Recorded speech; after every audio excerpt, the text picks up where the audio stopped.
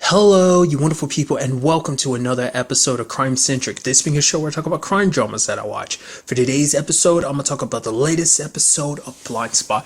Another great episode with a lot of things kind of going down. There's a lot to kind of break down about this episode, so let's start it down bit by bit. First of all, there's an overall main plot to the episode, and it deals with a boy named Vanya and his mom, Yasmin. Essentially, this all started because a tattoo led to a police warehouse of evidence that's like 20 years old. Basically, and it's super sad because this whole situation revolves around the fact is that rape kits are like backlog because homicides and other things takes precedence over it. So, which is super sad. And especially in that particular situation because like it was like two or three other warehouses were hit besides the one that Kurt and Jane went to. So all those rape kits are gone. And it's like, that's like a very sour thing. You can walk away from this episode being like, that super sucks. Kind of like potentially no justice for those respective people, you know? So, and all of this is all for the purpose of trying to denounce Vanya's claim to the throne. Because basically his father, King Ivan, raped his mom, and his brother, Cyrus, took over the throne after Ivan died, but the fact of the matter is they believe in like direct, it comes next in line, and the next in line would be his son since he has an heir. So that's what this is all about. Like Cyrus is like, oh, trying to kill his nephew just so he can keep the throne, and obviously he's not a very good guy because they've already shown all the times like all the very nasty, destructive things he's done. In particular, we get White returns, and now he's a congressman and everything, kind of like because every time he pops up in the show, it's just always like, oh yeah, I'm here because of political reasons, like Mayfair and like beginnings, like him trying to get Tasha to help her take him down in like season one, get Tasha to help him take Mayfair down because she's corrupt, there's all this other stuff, blah blah blah blah blah. Then obviously last season, the whole Nas situation, Nas took the fall for the whole FBI situation playing out the way it did. There's such the manipulation and all the them being I think it was connected to the Roman situation, but also the Borden situation of just so many leaks and just problems out of the FBI unit. So it's just Nas took the fall for them, and he even makes a wisecrack about it, which is kind of like just you can tell Kurt just want just hearing that it's like literally everyone in that room wants to kick your ass. Like you have to be such a douchebag, but nevertheless. Luckily, when it was all said and done, Vanya and his mom are okay. Like, they stopped all the bad guys. I thought something was a little suspicious that those guys kept finding, especially, like, the spike strips. But then again, I guess that's supposed to be, like, they're just very good at their job. They had a king backing them, so they probably had all the money they needed to get this done. Or maybe they're just very, like, good professionals and knew what to do. But it's like some of them snuck in as FBI agents, guarding the hospital. So, I don't know. It just seemed like they had help, but it never came out to be like that, so maybe not. But interesting enough too, at first I was like, when I saw him at the beginning, I was like, why does the actor who plays Vanya look so familiar to me? I think it's the same actor who played Roman in Orphan Black. He was only in maybe 2 or 3 episodes at max in the entire series. Basically, he was the dude that would sell stuff to Allison. He sold her guns as well as drugs and stuff like that. He's the one that got them into the drug game and stuff like that. I think it's that actor, so I thought that was kind of interesting. But it's super sad because when it was all said and done, that he didn't care about anything about the throne or his dad. It's like his dad's a piece of crap for what he did to his mom. But the fact of the matter is, his mom has done nothing but look after and take care of him. And it's like all he wanted to do. But it's like the situation is, in his country, started getting unstable because his uncle got hanged, was hung. I think that's the proper. Nevertheless, and it's like, well, now he has no choice but to go back because it's like, well, now that's going to turn into an ugly situation that if there's not a king, the whole place gets the whole balance, it turns into a whole ugly situation. There needs to be stability returned to that region, and it's like the only one that he can do that is Vanya. But it's like he's like 20-year-old kid, and it's like that's too much responsibility to be kind of weighed on his shoulders because he didn't want nothing to do with that. All he wanted to do was take care and be there for his mom. And it kind of ties into what Jane kind of is going through this episode, but I'll get to that soon enough. But it's just like I mean, it shows a lot of responsibility, dude, because it's like, this would mean giving up everything he has. It's like, we'll look into this episode. Obviously, he has a girlfriend, but obviously, the most important thing to him is his mom. She's always been there for. But it's like his grandparents struggled so that his mom would have a good life, and his mom struggled to make sure he had a good life. And it's like, well, is it, like, he's trying to do the right thing. It's like, I have this responsibility. I have this potential that I can possibly make things right. Shouldn't I actually try? That speaks volumes to his character. The fact of the matter is, no matter what happened to him, he's still willing to do this because it's like, I have this position. I'm the only one that can help. Why not help? So, and we never really get to see what happens between him and his mom. Like, we never get this, like, maybe that's something we'll kind of see going forward into the future, but that's a very selfless kid to do that. And, because the easy thing to do would be just say bump it. It's like, because even Jane and Kurt were saying like, hey, you don't have to do it. But Hearst was kind of like, the fact of the matter is Jane understands that situation, that basically you don't always get what you want, because it's like, essentially, my understanding is kind of like, with Jane's situation, it's like, her life was initially meant to be one thing, but look where she is now, so, it's just, it doesn't always kind of essentially work out the way you want it to. So that's kind of super sad. But like I said, once again, I'd love to kind of get, like, I hope we kind of get like a cut back to that eventually later on down the road. Like, I don't know if you ever will. Like, maybe it's like later on in the season, he's being shipped out. Like, maybe it's not an immediate thing. Maybe he's getting to spend a little time with his mom, kind of say his goodbyes, and maybe kind of cut to that later on in the season or not. Probably like something we'll never go back to. But I don't know. It's a sad situation. And it ties in with Jane's situation because we had the continuation of that whole situation with Jane finding out that she actually has a daughter. And for Jane, it hits her the hardest because it's like she lived her life, like when she woke up in season 1, was found in that bag, she thought, all the signs pointed to her being Taylor Shaw. And she believed so wholeheartedly that she was Taylor Shaw. She wanted to be Taylor Shaw. And then it turns out she's not. And that whole identity was ripped from her. It's like, she believed in something so hard and it turned out to being a lie. She didn't want, before she went ahead and believing it, she didn't want this whole like situation to be a further lie that, because Rossi has a connection to them. So easily he could be just something kind of put in their way by Roman, but Patterson did a lot of checking and it turns out, well, the fact of the matter is, these are real. And Roman even calls himself, to tell Jane like, yeah, it is. And him something and makes her remember. So, because for Jane, this hits her the hardest because it's like, why would I give up my child? Immediately, to me, when it's all said and done, like Jane's ultimate reason for giving up the child wasn't her own. Shepard took it away. Not too surprised. I'm sure for Shepard, it's like, you're not going to bring a baby into this whole situation. A baby's just going to make you weak.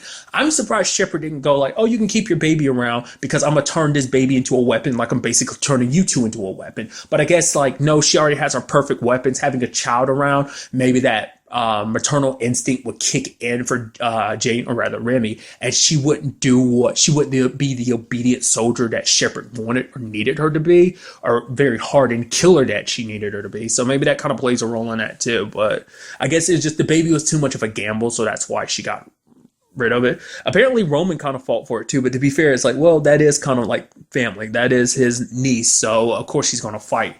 So, because what I was bringing up earlier, the whole situation of like, Roman wanted nothing. I mean, not Roman. Vanya wanted nothing to do with his dad because it's like my dad means nothing to me. And Jane kind of looked at it as like maybe her daughter will feel the same way, like because Jane wasn't there, she might blame Jane for like giving her up, which I'm sure in Jane's eyes she's still responsible because it's like, yeah, it might have been Shepard who did that, but I didn't fight. Which Roman's like, you did, but Shepard is Shepard, so you don't really get to win much. So for her way of coping, she ran and joined the military. That's how that kind of all unfolded. That was her way of dealing with it. But in Jane's eyes, it's like, I ran away. I didn't fight for my daughter. Like, to me, immediately, I was scared because I was worried. I was like, it's going to be that situation of Jane was so dedicated to her mission because of the whole Shepard situation. I mean, because this is probably, because all that, like joining the military was eventually everything that led to the lines of like eventually seeing the corruption the way it is. That's how she ended up eventually crossing paths with Borden, and that eventually led to her probably being more dedicated and like came back to soldier, where Shepard was like, look, this is how it is. I see that you come back and you're willing to join me. You want to make a difference. It's like we're on the same wavelength finally. So I think that was kind of goes down that path. So So essentially, her daughter being taken from her was a catalyst that basically started this entire series, essentially, in one point. I mean, really, you could, it all goes back to Shepard, but I think this could have been that pivotal point in her life that kind of took her down a different path. I mean, we don't know, like, you were never going to have a normal life with a mom like Shepard. I don't think that was going to work out that way anyway, but still, nevertheless, But going back to it, the point I was making is that at least Jane wasn't so dedicated to the mission that she was like, okay, I'm gonna give up my daughter because my daughter's a distraction, she's a weakness.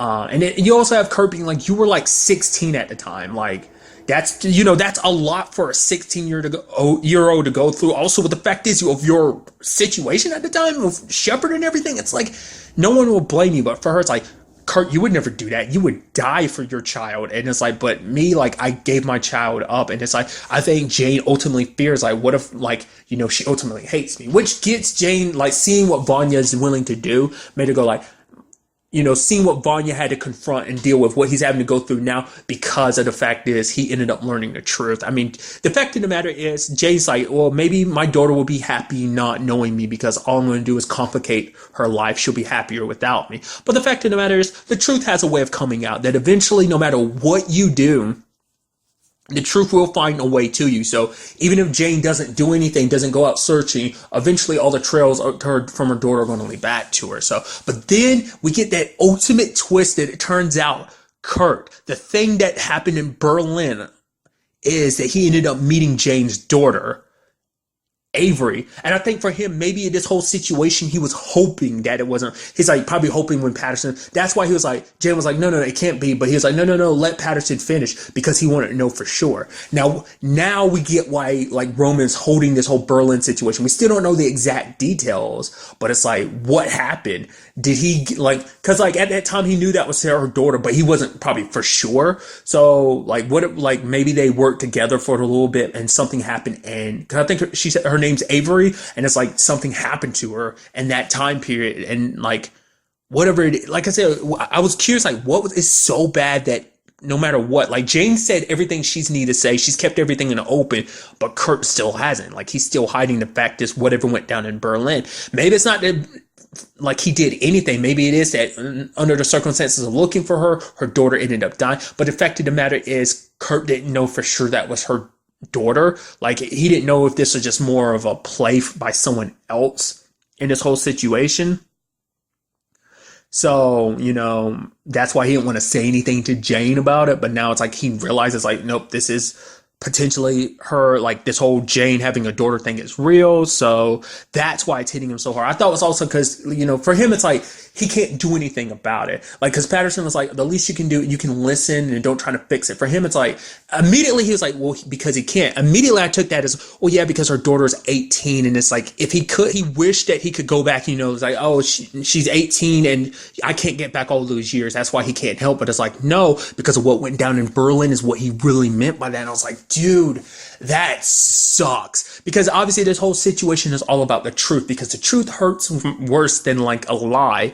And he knows that everything is piled up in a way that is going to hurt Jane. To be fair, maybe he's actually the one that got her going down the path of trying to figure out her, like find our mom. It's like, why would she be in that situation? Like her and Kurt bumping into each other. It can't just be coincidence or serendipitous. It has to be the fact is that Roman put her on that path. He probably was like, oh, you're looking for your mom? Oh man, I can help you. I mean, he might even came out and be like, I'm your Uncle Roman. Don't know. We're just gonna have to wait and see. Like, I'm very interested to find out what her whole situation has been under this whole adoption thing too.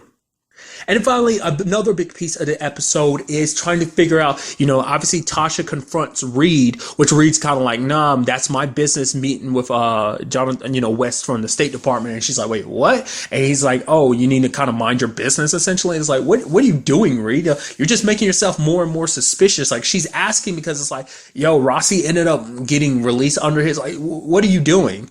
So basically it turns into the whole situation of like, okay, there's that, plus he's telling them to back off Stewart's murder case and everything, and they're like, oh, he's being like, no, you're not going to find any, stop wasting your time, you're not going to find anything up there, which they ultimately didn't. But it's like, why was he pushing so hard? Like, why wasn't he like, oh no, yeah, do whatever you can. We need to find out who killed Stewart, what this is all about. But he was pushing for them not to look for it. So it's like, what's up with that? And immediately my brain starts thinking like, is it in actuality, is it that Stewart's actually alive and that they're covering this whole thing up to make it seem like he's dead so that whoever tried to kill him or is after him for figuring out whatever it is that he figured out, that they're keeping him hidden? Is that what that's all about?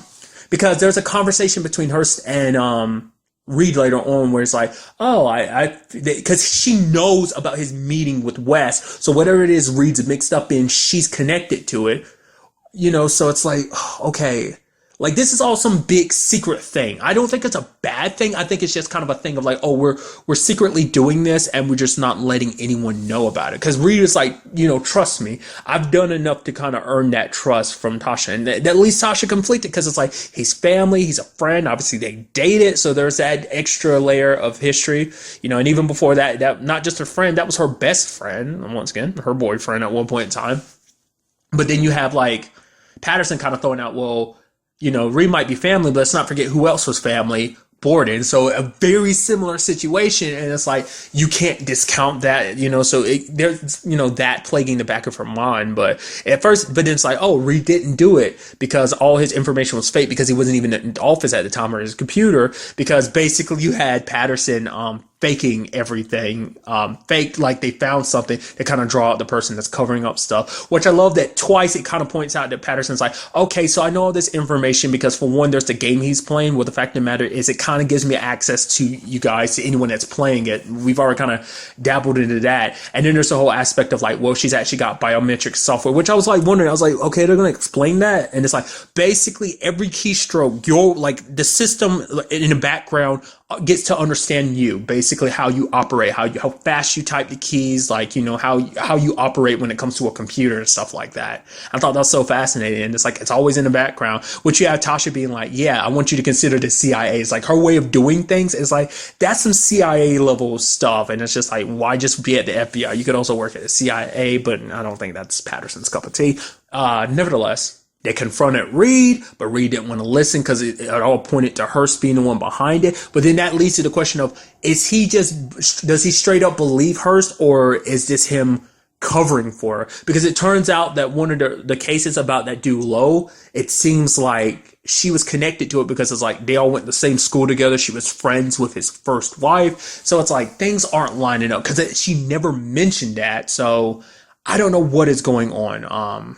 Now you also have like White returning, and it seems weird because considering the fact is White's the one that's always kind of popping up for political favor to kind of sniff out like not as treachery and deceit and stuff like that, and moles and stuff like that. Like, oh, things aren't 100% working right. Like the fact is, I don't know. Like his popping up in this episode kind of threw me off. I mean, it's all obviously tied in with the episode and stuff like that, but there's just still part of me just like, he's kind of a snake, and it's just like, I'm waiting for you to kind of start hissing and just trying to find the opportune time to strike. I feel like you're just waiting for an opening, but I don't know. I mean, for him, it's like, well, my re-election is into being a congressman. It's like, it's a kind of a sure thing, so I don't have to worry about it. So once again, just his attitude, you just want to punch him in the face. So once again, what is this all about? Like, I feel like it's not a bad thing. I think Hearst and Reed are good people, but I think it's just they're covering it up. Like I said, mainly the first thing that came to mind is like Stewart's actually still alive and he just faked his murder. I mean, I don't know if they've really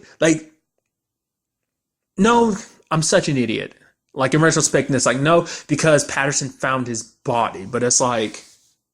Is it because, I guess whatever it is, it's connected to something the FBI, Hearst, or Reed is aware of that, I mean, because there's also another part of my brain that's like, maybe this is all kind of a CIA cover-up, that in actuality, because we do know that, like, Tasha learned at the beginning of the season, like, there's a tattoo connected to them, and she told Keenan about it, and it's like, what do we do about it? It's like, well, as long as they don't know, so it's like, then there's a part of my brain that was like, what is this with some twisted game that Tasha's playing where she's actually the bad guy in this situation? She's just kind of pointing everything to Reed and Hirsch, and this is actually her doing all this, trying to cover up tattoos that leading to stuff that her and the CIA have done. Maybe we just haven't gotten to that yet. So I mean, without even trying, this whole situation has basically led to like, man, potentially this whole team, which was so close, was like a family, went through so much to get to where they are, it's basically going to fall apart. I mean, the fact of the matter is, it's kind of, I don't know. Like, I'm so very, very interested to see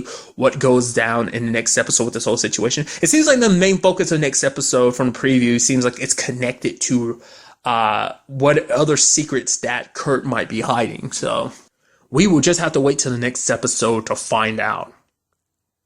But really, that's all I want to talk about in this episode. Till the next time we meet, be happy, be safe, live life to the fullest, and enjoy it. Good day and good